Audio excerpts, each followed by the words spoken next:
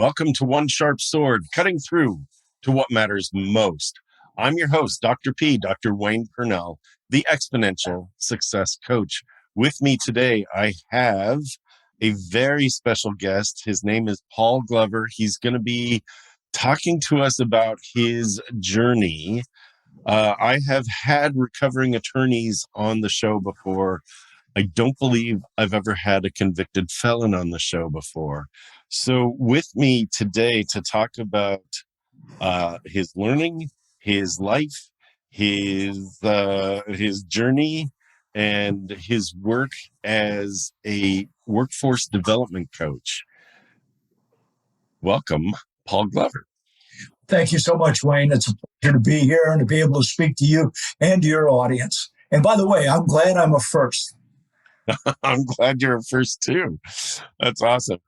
So, you don't, no one wakes up and says, hey, I'm going to be a trial lawyer. And certainly no one wakes up and says, hey, I'm going to go down a path that's going to get me into so much trouble that I'm going to be sent away to prison for 7 years. Or you'll tell me the exact number. You have a family, you have a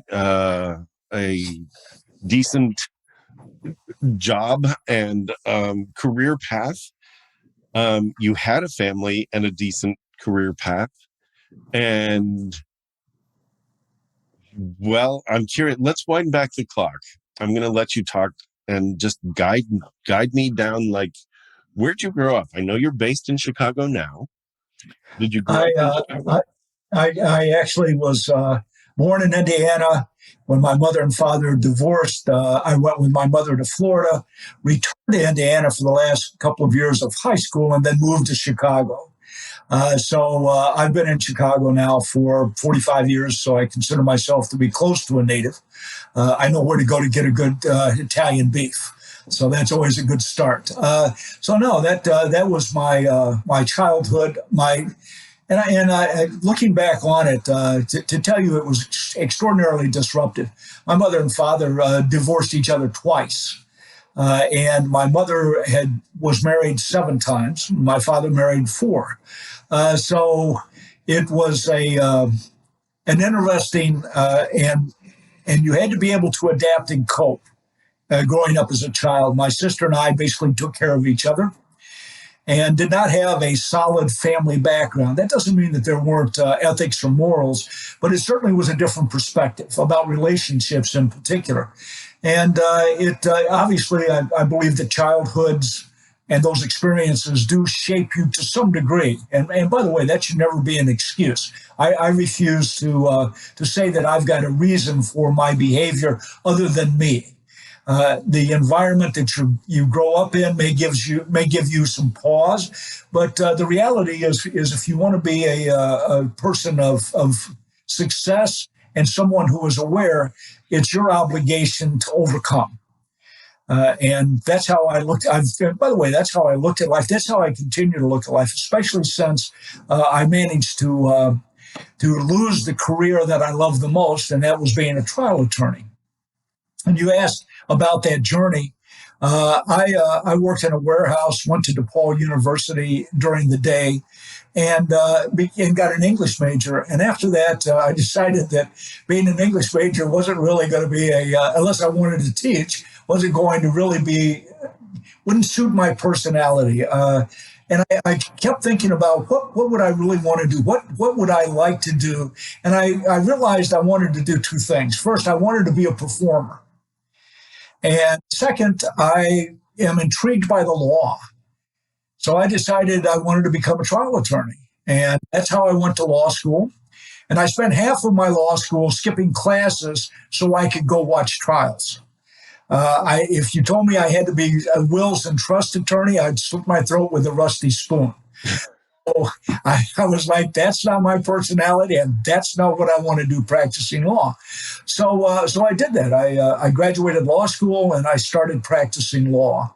And I was very successful at it, and just enjoyed it. Enjoyed the performance art that's involved in being a trial attorney. I tell people it's the closest to armed combat that you can get. When you're in the courtroom with a real good opponent, and you have a judge who makes sure that it doesn't turn into armed combat, but you actually have to be quick on your feet. You have to be able to engage the jury. You've got to be a critical thinker, but you also have to be an empathetic listener. And so it was a good career for me, and it worked well until. How long were you doing that? And what was your specialty as a trial attorney? Was it personal injury? Was it? No, it was employment labor law, as confidential as you could get. So I started practicing law in 1975, and I went to prison in 1995. So I got my 20 years in. No one held a retirement party when I went away. But I also immediately knew I would never practice law again. Being a convicted felon pretty much takes that off the table. It's not that it's impossible, but it's not probable. And I was not a likable guy to begin with, and I knew that my career as a lawyer was over. So I came out of prison after 5.5 years, and decided that I needed to take what I consider to be a unique skill set and turn it into a profession. And that profession from 2001 on was a coach. So I want to introduce the idea of what got you into prison, which was what I know is that you were hanging out with some, not the greatest ilk, right? So some people that, you say yes to something, and then you have to say yes to the next thing, and then you find yourself saying yes to the wrong thing, and pretty soon you're in with a group that is all going down, or a group that is pointing to you to be the one going down. So absolutely. Can you just offer us a little bit about that? Because that, it's like, yikes, what happened? Well, at first, you mentioned, I told you I practiced labor and employment law, and because of that, I represented labor unions, and I was affiliated or associated with people who as you were struggling for the words, I use dubious character. Dubious. And a couple of things that I think you need to know about my character is that first, I'm an adrenaline junkie. That's why I wanted to practice trial law. You don't practice trial law unless you're an adrenaline junkie. And the second thing is I needed to belong. And it was a part of my upbringing where I never felt I belonged. Every time I would go from my father's house to my mother's house, there would be a different person there. And I became very much a loner. It was how I survived. It was how I adapted and coped. And I was comfortable being with myself, but I still felt the need to have a group that accepted me. And this group did. They were very willing to accept me because they saw my blind spots where I didn't. And one of my biggest blind spots is hubris. I absolutely believed I was the smartest guy in every room. Mm. And I would show you I was the smartest guy by my behavior, which was reprehensible at best. So, yeah, I had my personal blind spots and faults that other people saw and took advantage of. And by the way, once again, I'm not excusing my behavior. I'm explaining it, that this group offered me acceptance. They offered me approval. They offered me appreciation. But you said it earlier, they wanted something in return. And at some point, I classified myself as a bad guy wannabe. I wanted to hang out with the guys, and I never stepped over the line that would have turned me into a legitimate bad guy. But I was close enough to do the acts that got me convicted of white-collar crimes. Taking bribes, taking kickbacks, threatening government witnesses. I was definitely not a nice guy. I just was reprehensible, despicable person, in fact, too arrogant. And have no reluctance whatsoever about letting people know how smart I was and how accomplished. And I was very successful at being a trial lawyer. So I had that. And by the way, trial lawyers not only are adrenaline junkies, but they have to have huge egos. I love that you said, I was, bragging about myself and I was the smartest one in the room. By the way, I was a very successful lawyer. It's like, wait, where'd you just brag? Was that bragging or is that like statement of fact? It is. It is connected. Unfortunately, it is connected. If you know real successful trial lawyers, I pretty much I fit the profile. That doesn't mean you have to be that way, but it is the way that as you associate with your peers, that's the group also, the successful trial lawyers that all gather together. We don't respect any other lawyer, by the way. If you're not a trial lawyer, you're just a clerk. Wow. Right. Yeah, you're filing documents and you're doing real estate closing, but you're not having fun. You're not drinking. You're just not partying like we party. And I love that group too, but they definitely did not encourage good behavior. So you're the upper echelon of definitely. Okay. Well, especially when you're a federal court trial lawyer. We even looked out on the state court trial lawyers. So yeah, it was a not a group. It was by the way, everybody drank and everybody got divorced. Wow. Things to aspire to. Hey. Absolutely. Awesome. That was considered, unfortunately, to be kind of a badge of honor. So if once you got to 2 or 3 divorces, you knew you were successful. You could afford them. So dang. Okay. Oh yeah. And by the way, we're going back many years now. Obviously, my tenure as a trial attorney ended in 1995. So that's 20 plus years. Obviously, I truly believe, not that I know, but I truly believe the practice of law has changed out of necessity. Just because the way of doing business like that no longer is acceptable from the client, from the court, either from other attorneys. But at the time, it definitely was the way that you were expected to be. And therefore, if you wanted to fit in, you dressed the part, you acted the part. Let's talk about how you dressed. Like, were you always so sharp? Like a 3-piece suit, spent $1,500 a pop, have the gold chain with the pocket watch. Brand new duds. Believe me, I love going shopping. It was performance then, wasn't it? Oh, absolutely. Show up in court, and you understand the concept of being an attorney is you are the representative of a client. And he is not, seldom would I ever want my client to take the stand. So the jury had to attach to me. And it was my job to establish a relationship with them. And that relationship had to be in place for me to take them through what I call the hero's journey. Mm-hmm. My job was to turn my client into the hero and to explain the journey that got him to court and the adversities that he had overcome, and hopefully convince them that he was the good guy in the story. Now, he could even be a recovering scoundrel, because the world loves recovering scoundrels. But you had to know he was recovering. If he was still a scoundrel, then that was not good. So yeah, I dressed the part of that was required for me to step onto the performance stage of the courtroom and not only impress the jury, but also be able to connect to the jury. So would you classify yourself as a recovering scoundrel? Oh, absolutely.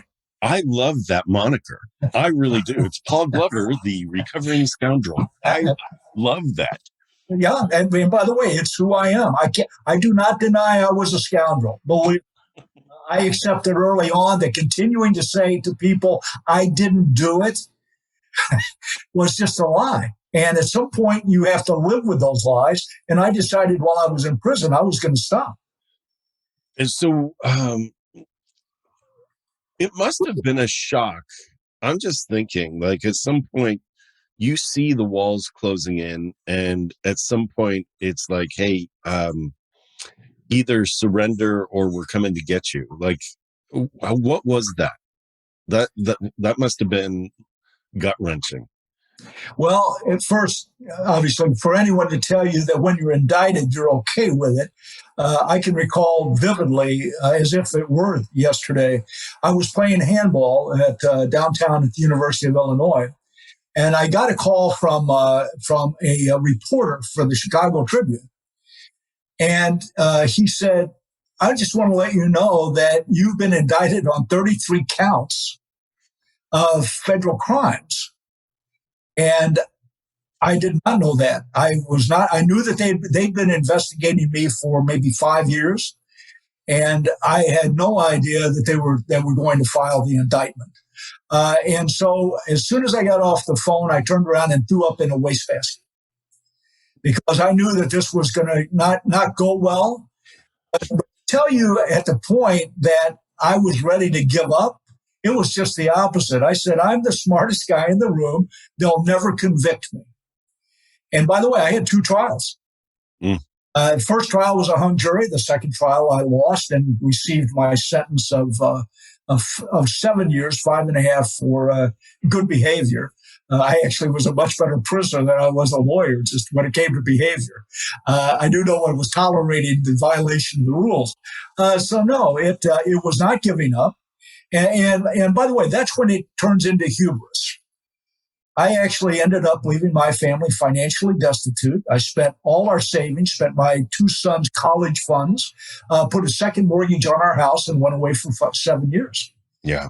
The opportunity to cut a deal was so far outside my ability to do. And to just give you an example of hubris, I'm standing in front of the sentencing judge, and now this is a judge that I practice in front of. And the first thing he said is, Mr. Glover, you're one of the few people that have stood in front of me that I wish I could give you more time than the sentencing guidelines permit. Now, that should have been a warning. He said, now, I'm going to give you the opportunity to accept responsibility for the crimes you committed, and you can knock 18 months, 25% off your sentence. All you have to do is say you did it. And I refused. So 1.5 years. A 1.5 years of my life because I was too prideful and think about this. I've already been found guilty. This is not we're going to go to trial. This is you've already been found guilty and are going to be sentenced. And the answer was no, I won't do that. I appealed my case all the way to the Supreme Court and got time knocked off. By the time I'd gone through that process, I had spent more time than I got knocked off. Crazy. I was out, and believe me, Wayne, I wish I could tell you that it made sense. The fact my wife stayed with me when it was clear I was insane is remarkable. I love her dearly, and she did. But yeah, that's who I was back then. No, a jury of finding me guilty didn't mean I was going to say I was guilty. I was not going to do it. Mm-hmm. And I was going to ask you about your wife. Your family stood by you, and at what point did something inside of you shift where you went,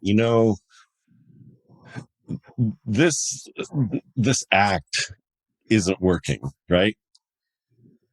It was an act, right? I mean, it was.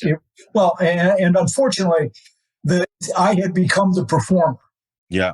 So at what point, when did you realize, I'm in prison? Yeah. 2 years. I can tell you exactly when. These things, okay. Mine. I went through 2 years of revenge fantasies on everyone that I blamed me in prison. I had a list. There's that good list, and then you got the bad list. Well, a lot of people on the bad list that I hope died in the gutter. I can tell you that 2 years in is when the realization about what I had done and the devastation that I'd had on my family kicked in. And a couple of things happened. One is because there was no violence attached to my case, and I was only doing 7 years. At that point, you're like, God, only 7. I was at a federal prison camp, and I recognize that everybody believes, oh, well, geez, that's kind of like, you didn't go to prison at all. Yeah, well, whatever tales you've heard, that's not the reality. So I'm there, and I'm 2 years into my sentence when I start to see guys who were there when I started doing time come back. Oh. And I looked at some of these guys, and I said, the reason they're coming back is because they didn't change. They went back out and they continued to be who they were. They got them convicted the first time, and now they're back doing a second bit. And that was a shock to my system. It really was, to see people coming back. And I said, that cannot be me. I cannot do this again. I'm serving a lot of time. I've lost my profession.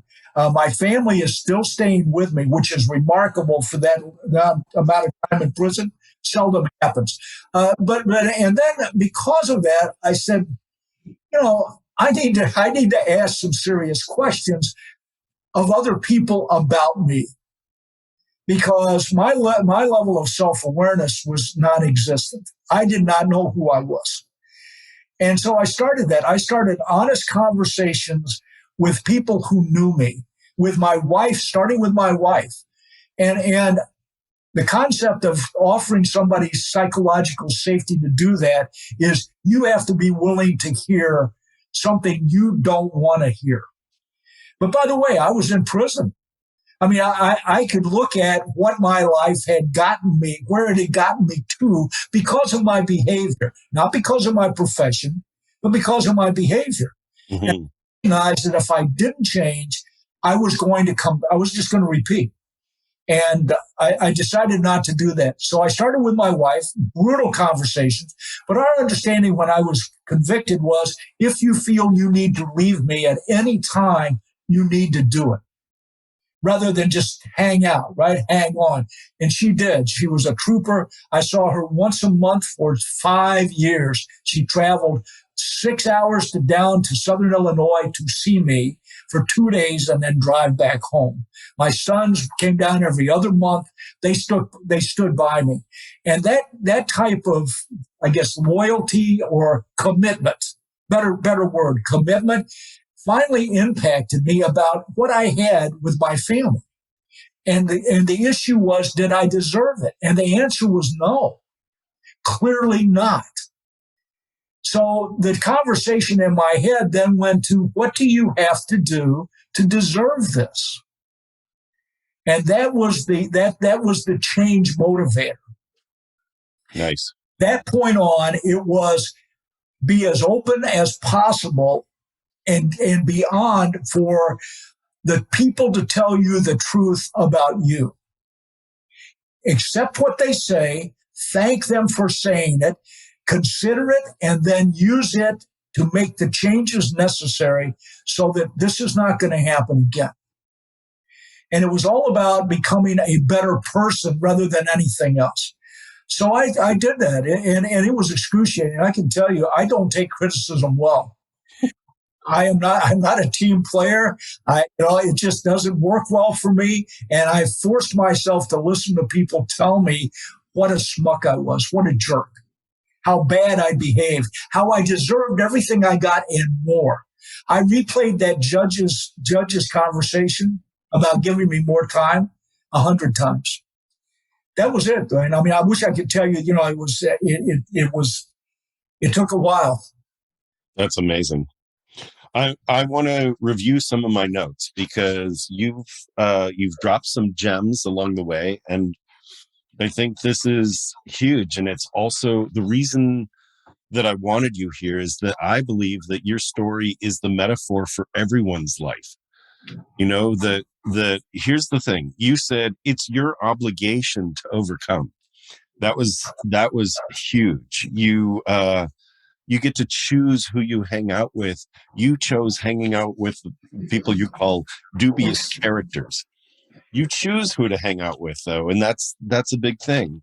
Recognize that adrenaline and a need to belong, that fuels a lot of people. It's not just you, right? So the whole the whole thing about as kids, we look for ways to be safe and for ways to belong. And we're taught rules, and your rules early on were so mixed up that, I mean, you were down before you started. So that is something that you came out as strong as you did. You called yourself a recovering scoundrel, and talk about badges of honor of drinking and divorce. And, it's like we look for badges of honor along the way. You have the perspective, the insight to be able to say, I thought I was the smartest in the room. That's part of what got me into trouble. And you bounced from that at some point to be able to say, well, what do I need to be looking at? You use the term psychological safety, and giving that to others to provide you information that you can then use.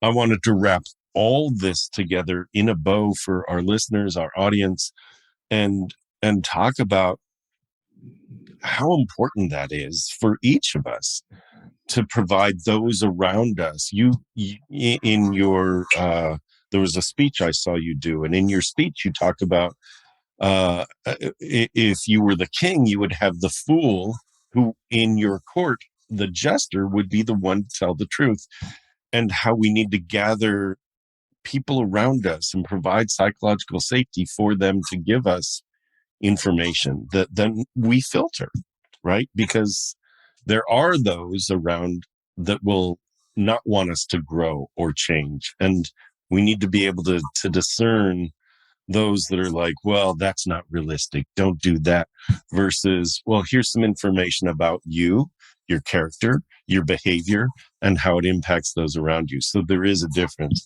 And I want to bring that all together. What do you have to do to actually deserve the love, the attention, the success that you're going after, right? And that's a big question. So there's that, and I don't know, where to take it from there. What comes to mind as I say all of that? For the first thing is that I believe that you embrace life.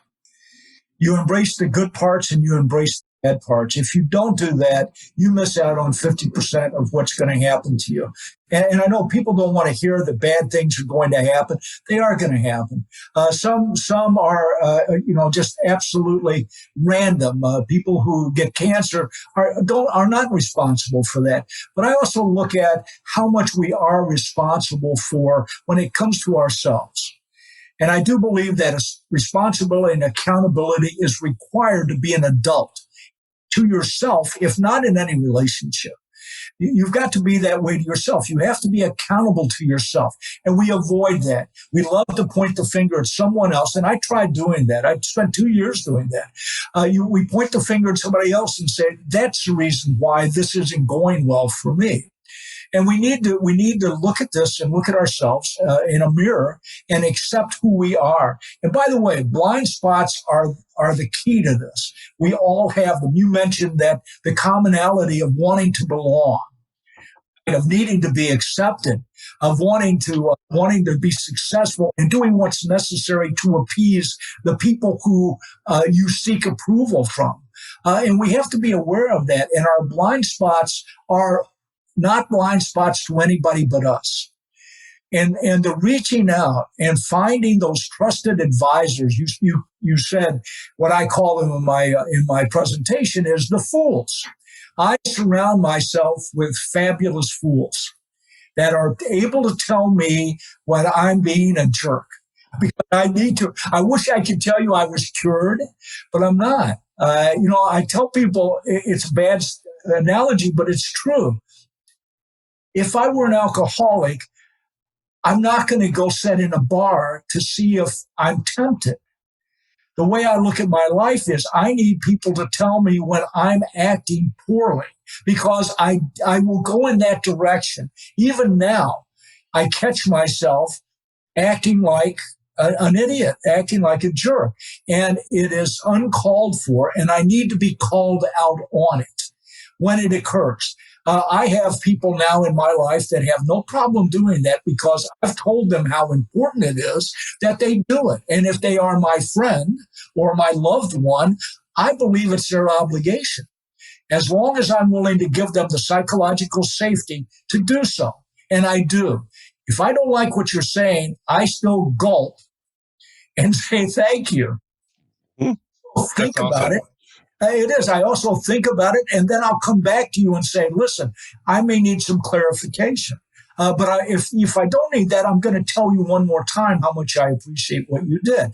That's how we develop the psychological safety to hear the truth about ourselves. We don't hear the truth from ourselves. We just don't. It's not possible. The blind spots absolutely stop us. That's incredible.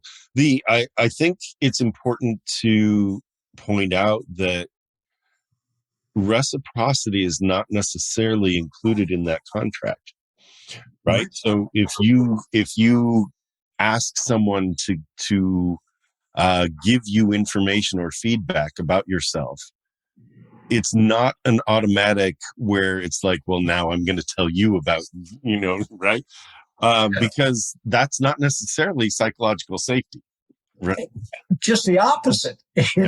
It is telling people, don't tell me something I don't want to hear, because now I'm going to tell you something you're not going to hear. That's called retaliation. It's not psychological safety. I don't want that conversation. Now, if someone comes to me later and says, by the way, I really need you to tell, I'm more than happy to do that, but I don't connect it to the information I've received from that person. It's a separate encounter.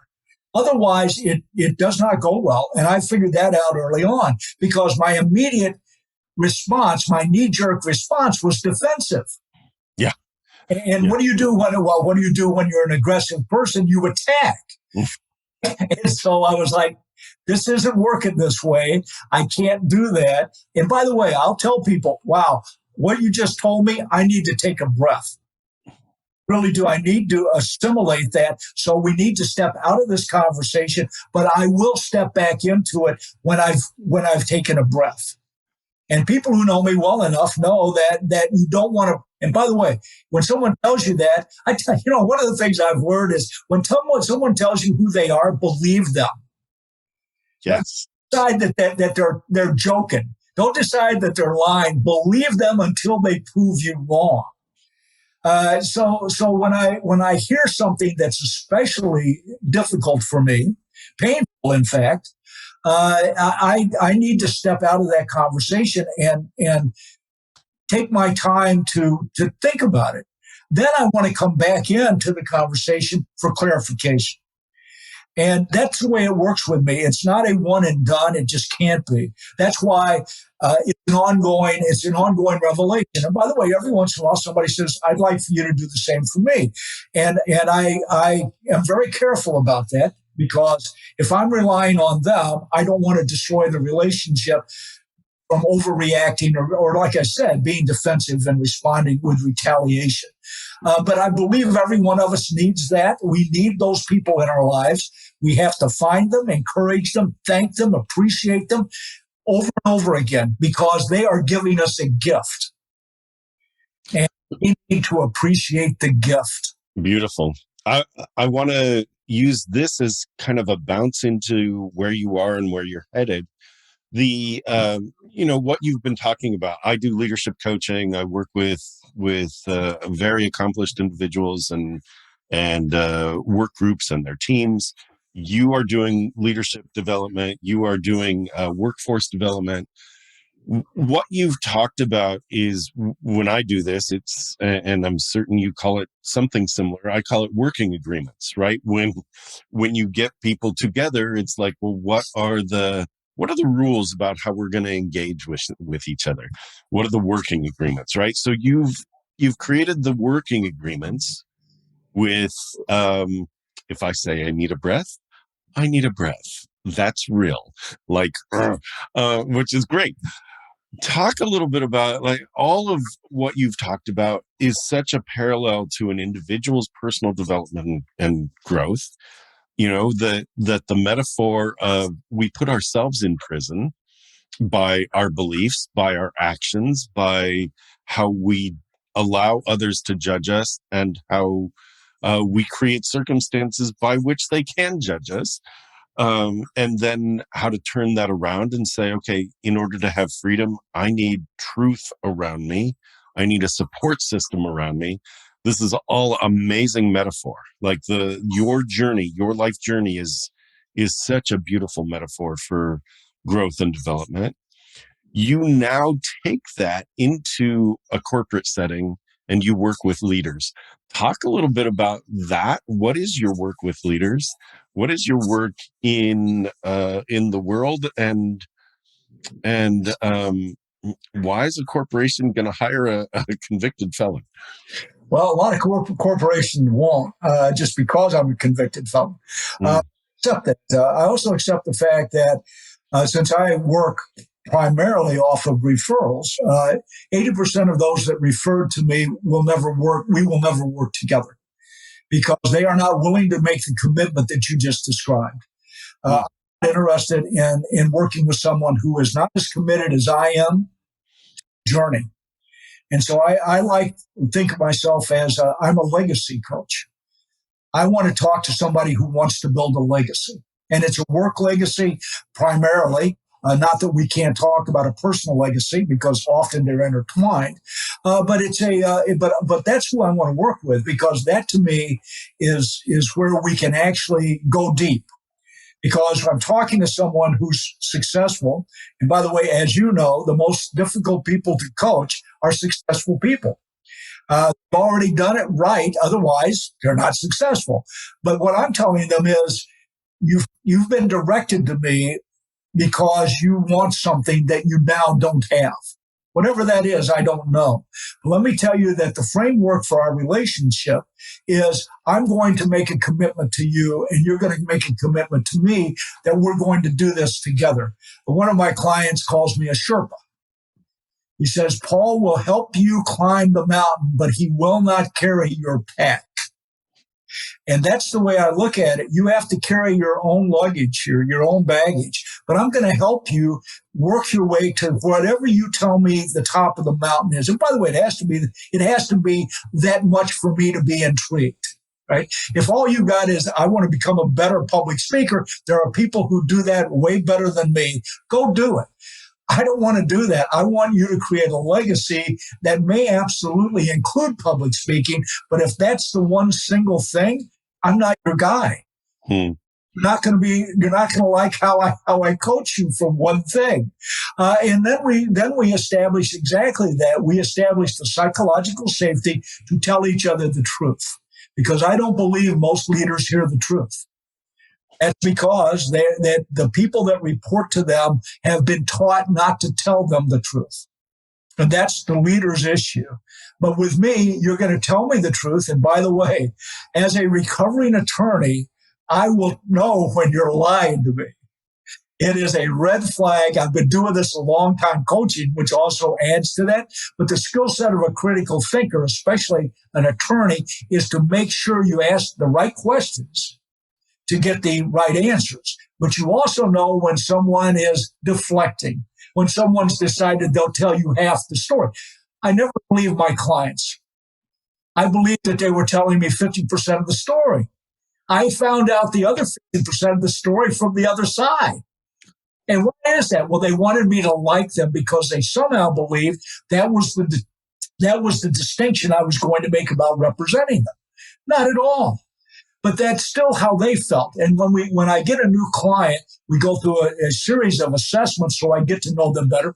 Personality, we do emotional intelligence. I'm sure that you're doing the same thing because I need to get a better feel for you. I also want to do that 360-degree review because what you're telling me you're like may not be what your people are telling me you're like, and I need to know that.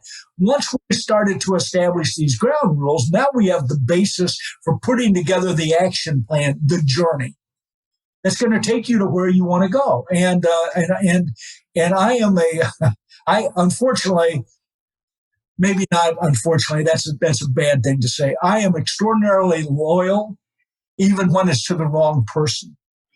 And I've had to work hard at that. My wife is the person who now tells me who my friends can be, because she goes, "You like that guy? That's not a good guy for you." And by the way, once she points it out, it becomes apparent to me that he's not a good guy for me. But until then, my blind spot says that's a guy I want to be around. So She adjusts your lenses. she absolutely, her perspective is obviously so different, but not, and all she has at interest is my best interest. Yeah. So it makes it so compelling when she says, "That's not a good guy. You need to think about that relationship." So the coaching relationship is all about commitment to me, and it's commitment to doing the hard work. And it's interesting to me how many leaders believe change is going to come easy. It is hard. So again, I look at a leader and I go, "I'm going to commit." And by the way, I commit 50% of my compensation based on the results of our coaching relationship. Mm-hmm.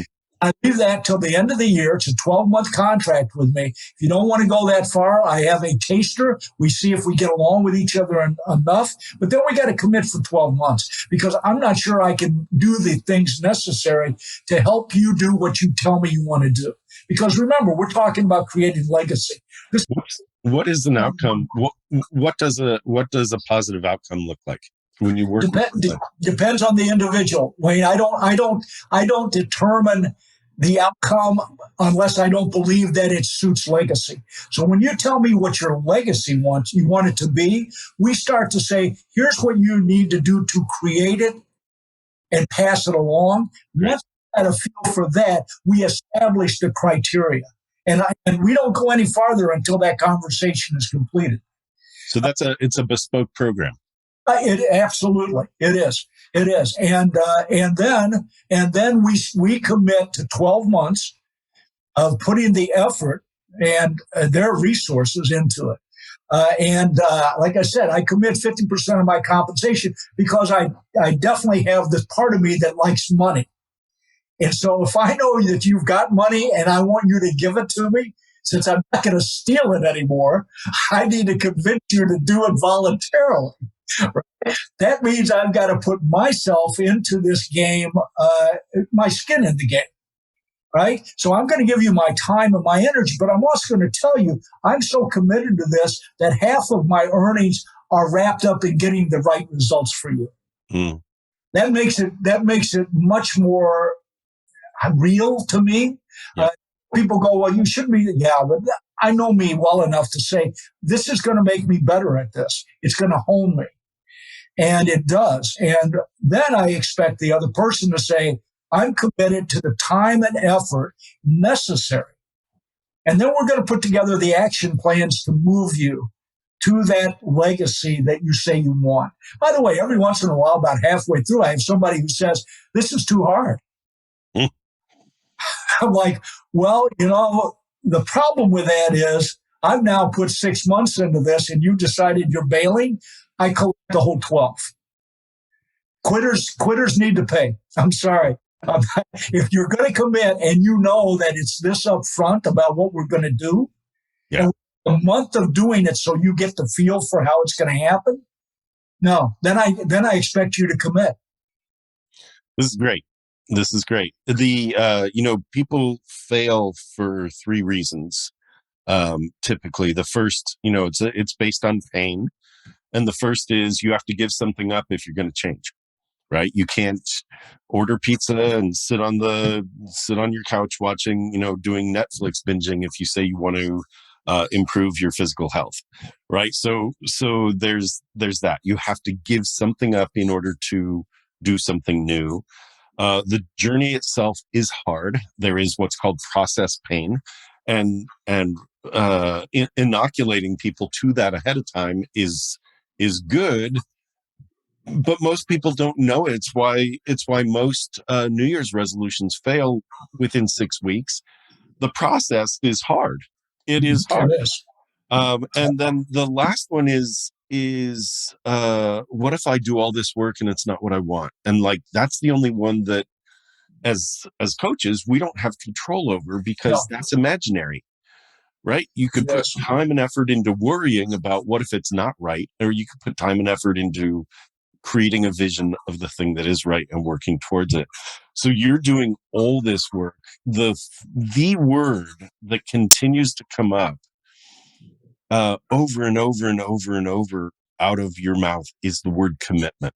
And I just think that's really powerful. And I wanted to point it out that is huge. And I think that is so important that from a personal perspective, like if you really want something, you must commit to it. And that's like, how else do you build legacy? Right. It's Absolutely. like, yeah. So I wanted to underscore that too. Well, and let me tell you that I have no problem with somebody 3 months into the program saying, now that we're doing this, I'm looking at what I want to achieve differently.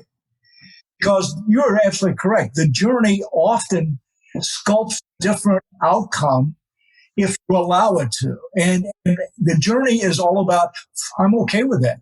If you decided that you want this instead of that, then we'll do that. But again, I think that you're spot on. I am all about the commitment. I don't know how to operate otherwise, and it works if you're committed. And that's the deal, right? And if you're not, I'm okay with that too. Except don't waste your time, don't waste your money, because I don't want you wasting mine. And that's the way I feel like it. It's a partnership. It has to be a partnership, a relationship that is truly meaningful, that allows us both. By the way, I get something out of these relationships. When someone's successful, someone once asked me, said, well, what's your legacy?